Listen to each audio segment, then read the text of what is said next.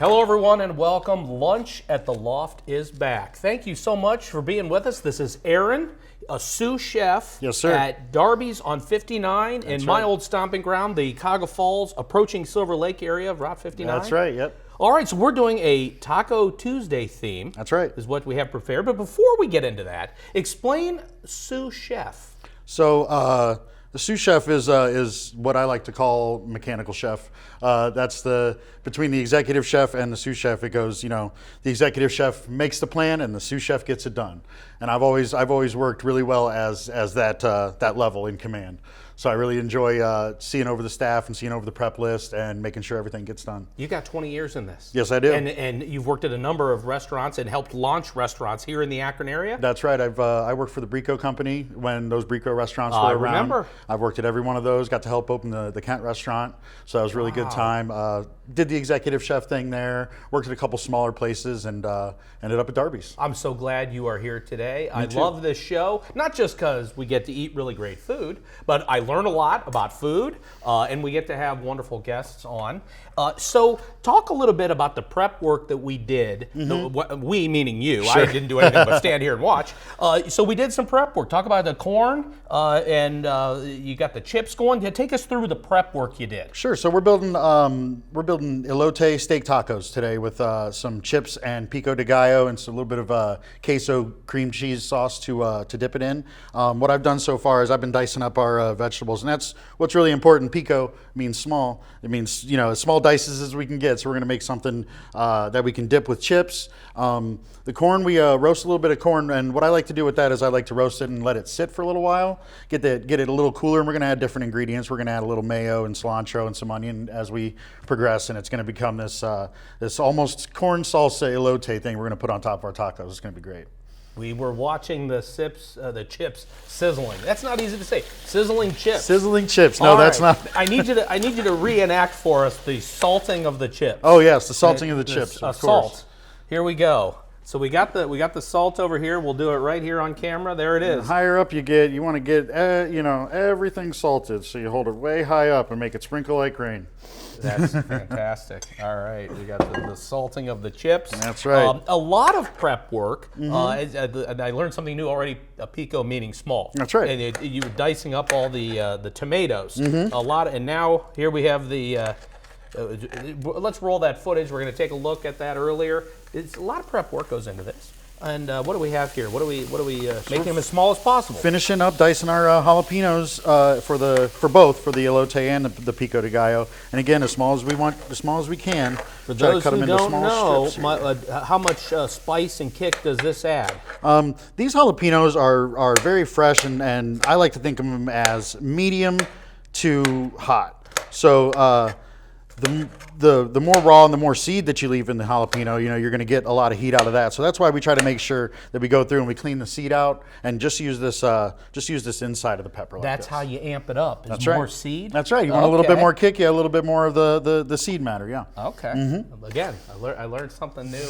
I come out of these smarter. And you should. And well fed usually. No, this is fantastic. So speak to since you can work and talk at the same time. Sure. Speak to Darby's on 59.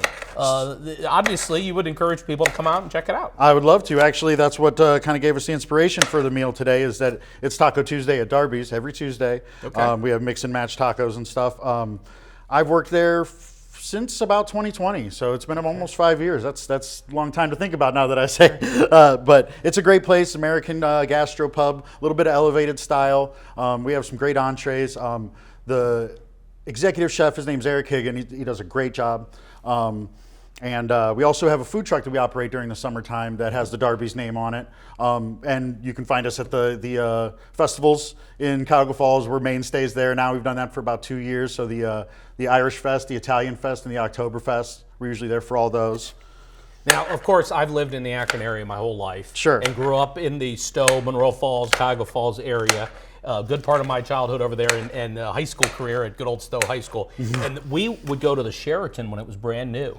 And Cuyahoga Falls used to have the mall there. Oh, yeah. Now they've opened it up, and what they've done with the riverfront is incredible. So these festivals, the Italian Festival and all of these, what they've done is incredible. It's a great time. They have a great sound system, great security. Everybody feels safe. You know, the families that come down there all the time. It's just busy from when we open the doors to when we close it. You know, from Friday night to Sunday afternoon.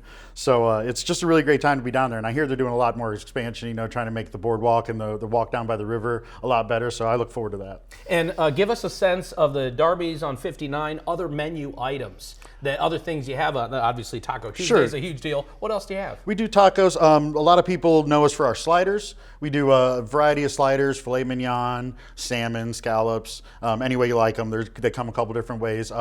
Our signature item is our tempura fried green beans. So we take green beans and we fry them in a tempura batter, serve them with sweet soy sauce, a sticky soy sauce on top, and a spicy ranch.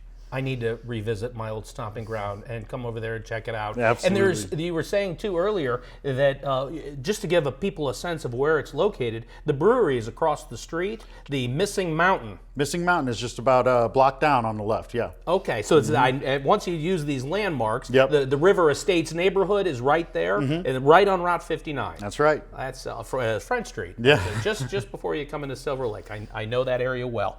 Okay, what other prep is involved here? We've just got a couple more things to dice up, and then we're going to fry our steak. We're going to dice up the red onion, which goes in both. You know, these dishes are very similar in the way that they're prepared, but you'll notice at the end, flavors are going to be a little different. So we're going to dice those up. We're going to try to toast some tortilla chips or some tortilla shells, and try to get our steak going. Okay, and just for educating me, I'm always the least educated person in the room, which is fun. Then I can play the role of the guy asking questions because I genuinely sometimes, most of the time, don't know the answer. The difference with the red onion versus the sweet onion, why is the red onion involved here today?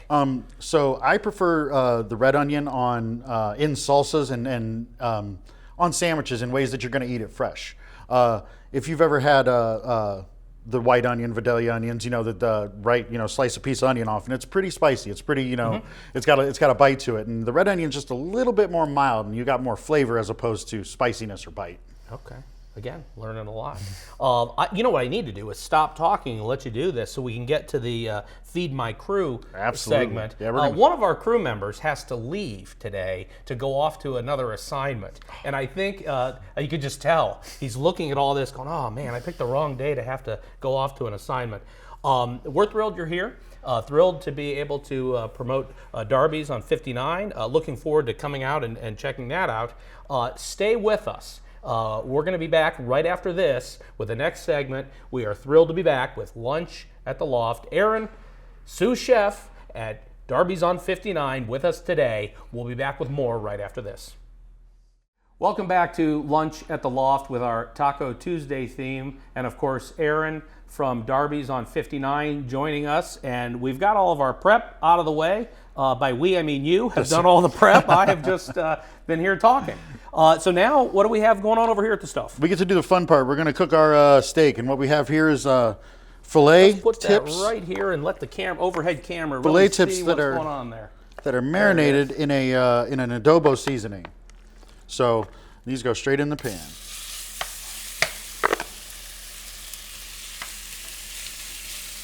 You gotta love the sizzle. That's what it's all about. This show's got sizzle. We need to get a thumbs up from the sound guy that he is very happy with the sizzle. The neighbors are going to be coming in. It sounds delicious, smells delicious. It's a new smell in the neighborhood, right? Yeah. So educate those on the kind of meat you pick here. What kind of steak do we have? We use filet tenderloin tips. So it's about the best thing that we can get cut up small like this and still be very, very tender and be very good on a taco. And like I said, this is marinated in our own adobo seasoning that we make at Darby's. So we marinated it, and all we got to do is fry it up. I want to talk for a second about the idea of the test kitchen. Yeah. I would assume that you enjoy experimenting with the various recipes. How much work goes into trying new things in the kitchen? R&D is one of my favorite parts of cooking. And to do that, we have to be inspired. So a lot of times, the chef and I and a couple people will try to go experience some food and be inspired. And that's about what we can do. There's There's food shows that they put on, and we get to go to a couple different areas and just absorb what's going on trend-wise. And we take that home and we try to put our own spin on it. And that's kind of how we come up with stuff. We get to make stuff in-house. We get to try it, and it's a good time. Now, does the accounting department come to you and say, hey, wait a minute, you're using premium ingredients, this is costing, we're charging X amount of dollars. There's this careful balance between getting the premium ingredients and then being able to charge your customers That's right. at a reasonable, how does this balance, how do you do that? So we know what we want to put in the item, you know? We know what, in a perfect world, it would be this, and it would be the best of this, and there's a give and take when we build a dish. You know, you look at a dish, let's say an entree, it's got about 15 different moving parts to it, whether it be the salt and the pepper or the rice or, you know, anything like that. So we look at the whole list and we try to break it down in a way that, you know, what makes sense for us? What can we have that's great? And then what can we have that we know we can get away cost-wise, or, you know, that we can use that's still good, but, you know, maybe not the top of the line. Sure.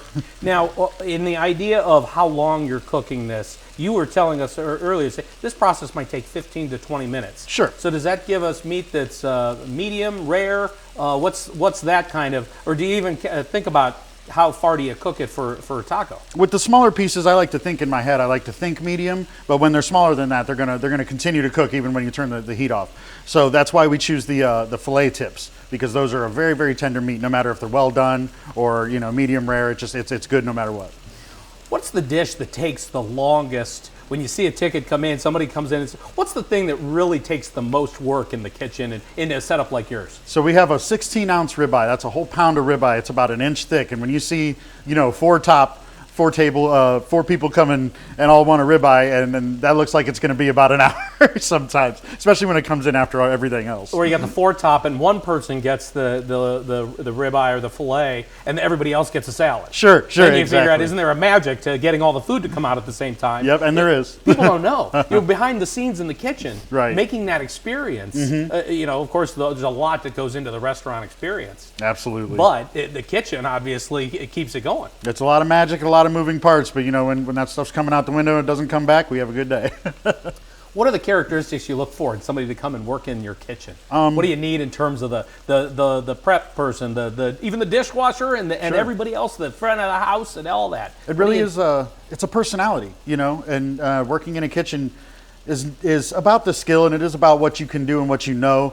But it takes a certain person to want to do it, you know, and someone who has a great work ethic and can help others and multitask. I always tell people that, like, can you do 7 things at once? Because that's usually the mantra of the kitchen is we always have to multitask, and the more things you can kind of juggle, the farther along you can move the train. You know? Can you be on a talk show cooking and talk at the same time? I guess that's a good test. That's why they sent me. There it goes. So basically, what we're doing here, obviously, is let it simmer. Is there a trick to it in terms of the amount of heat you use? And I know, given in the building we're in the TV studio, we can't use gas. Sure. The fire department would frown upon us, and there's all kinds of requirements for gas.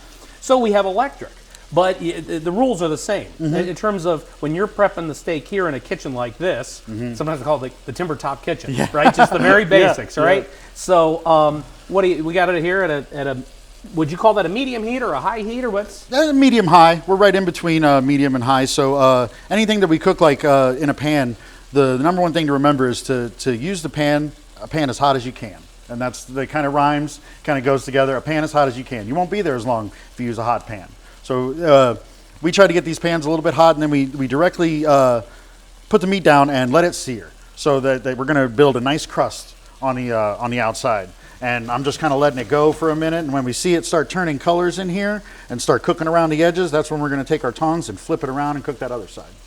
We'll jump to a commercial break here in a second, but before we do, I want to hear the story of your first job and all of us, or many of us. When I see restaurant experience on a resume, if somebody's in media and they worked through college and they worked as a bartender or in the restaurant, I know they've got what it takes to make it in the world. And so you started washing dishes at 14. I was actually, it's a funny story. My grandma was a waitress at a seafood restaurant in Jacksonville.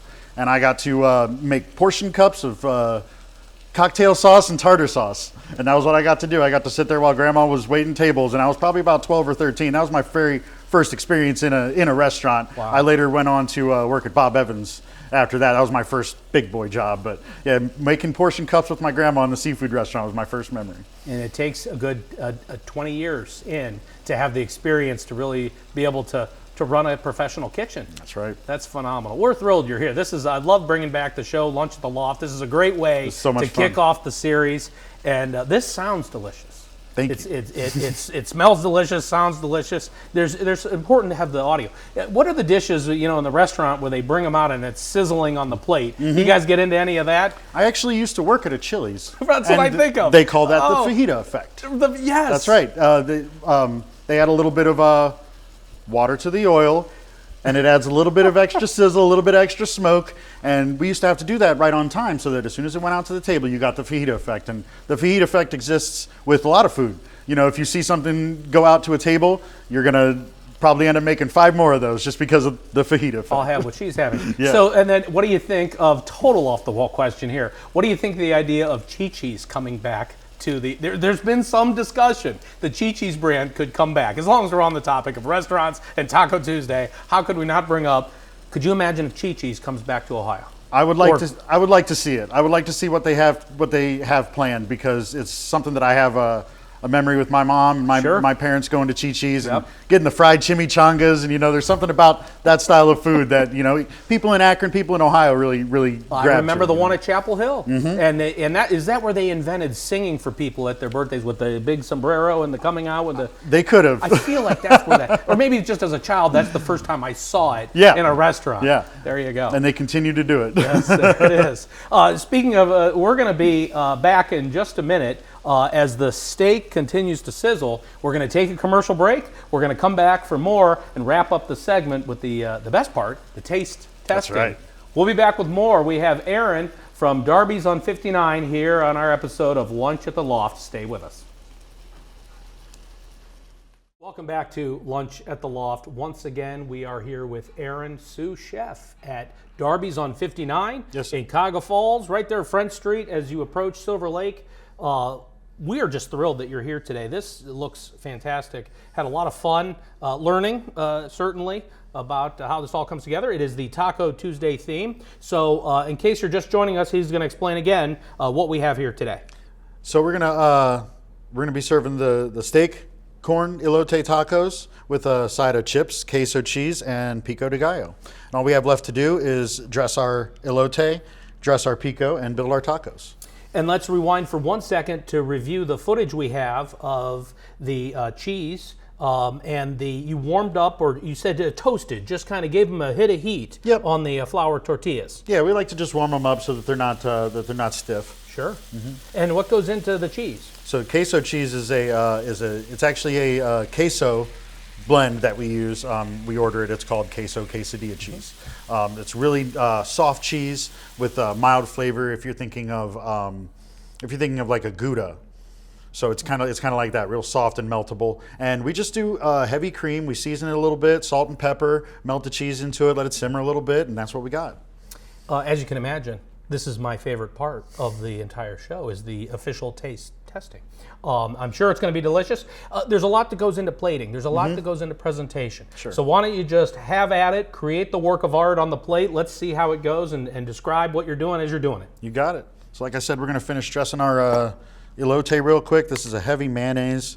This is just, we kind of use this as a binder. Also, cotija cheese. This is pretty important. It's like a Mexican Parmesan cheese, if you can picture it. And that works really nice in there. Lime juice. A little salt and pepper. A little of that special adobo seasoning I was talking about. And then we get to mix it up.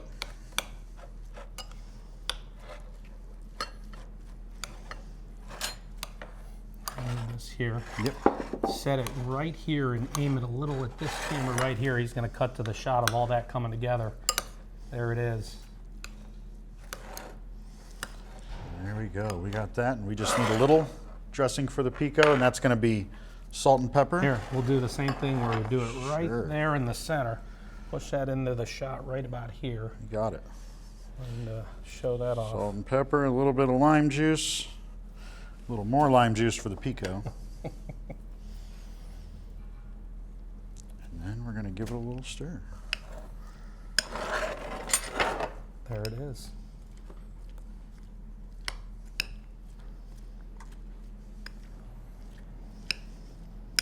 People don't know. So much work goes into this. There we go. We got a nice pico for our chips. Nice. Let's make a few tacos. All right. That's the way I like to do it. I like to do them 3 at a time on the cutting board. All right. Do a little bit of everything each time. So we're going to do a little bit of lettuce.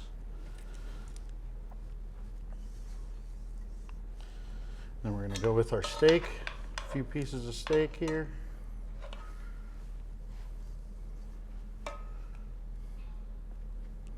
Delicious tenderloin. I'm pretty sure our director, Dave, would like to just walk around right here, right now, and try this. It's ready to come around on us. Dave, you're just going to leave it on the wide shot and jump in and just join the set. I think is how it goes. That's the Feed My Crew section. This is the fun part. This is where we get to put the corn on the steak.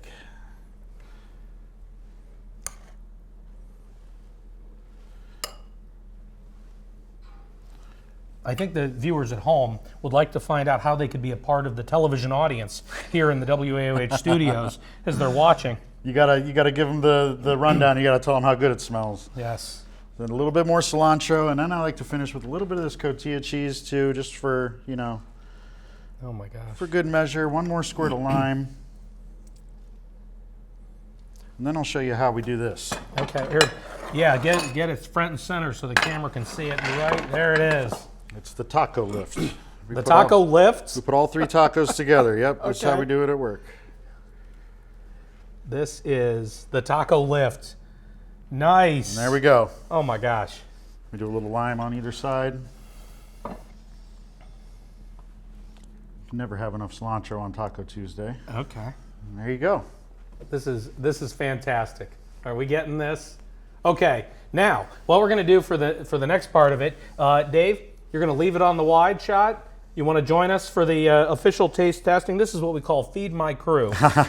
And all right. So I get to be right here. That's right. Okay. Who's going first? Oh, yeah, all right, just jump in. Do it there. up, Dave. Here, grab one. Don't be shy. Be honest. Here, I'll get in real close so we can get the reaction. We need to think about the microphone on you. Okay, here we go. This is it. Moment of truth. Feed My Crew. Messy? Delicious. Okay, there it is right there. That's what we All like. right, clearly, I'm not shy at the buffet. I'm going to jump in here, and you can't have any. See, you got to grab it all. There it goes. Let's scoop it all up. Oh my gosh. Here we go. This is gonna get messy. The best part of the show right here. This is it. And the only time you can talk on television with your mouth full, that's incredible. Thank you very much. You're serving these every Tuesday. We They're do. on the menu at all times. We have steak tacos every Tuesday, and they're on the menu all the time. Yep. Oh my gosh. Join the party. I would Jump love to. in. Oh my gosh. Here we go. Happy Taco Tuesday. Happy Taco Tuesday.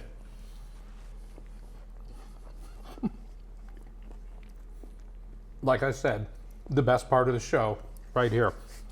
That's delicious. Thank you. Oh my gosh. Thank you for watching this exciting episode of Lunch at the Loft, mostly because, well, we have delicious food, a wonderful guest. Thank you for watching and being part of the revival of the Lunch at the Loft series. And please join us for more, lots more to come. Stay with us on WAOH. Thanks for watching Lunch at the Loft.